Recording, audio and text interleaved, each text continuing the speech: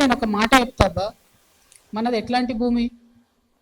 భగవంతుడు రామచంద్రుడి కోసం కనా కష్టాలు పడి పాపం గుడి కడతాడు రామదాస్ అంటే. ఆయన తీసుకుపోయి నిజాం జైలు వేస్తాడు. ఆ జైలు వేసిన టైంలో కూడా రక్షించడానికి రాకపోతే ఏమంటాడు రామదాస్ ఏమంటాడు? మనది ఎట్లాంటి భూమి? పోతన లాంటి గొప్ప కవి రాజు వచ్చి అంకితం ఏమంటే కూడా ఇయ్యాడు. మనది ఎట్లాంటి భూమి?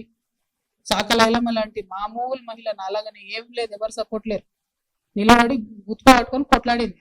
నేను అంతే, ఆ స్పిరిట్ ఉంది, అదే ఇస్తా. ఎవరేమనుకుంటారు ఏమనుకుంటారు నైసిటీస్ లేవు, ఎందుకంటే లైన్ వాళ్ళు దాటిరు, నేను దాటలేదు. ఏది పడుతుంది మాట్లాడుతూ ఊరుకుంటా.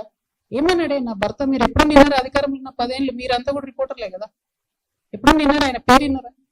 ఏదైనా పైరవీలు విన్నారా? ఏం లేకుండా అది అన్యాయం కదా, టూ మచ్. ఊరుకోం ఇంకా, మస్తు అయిపోయింది. Thank you. జై తెలంగాణ.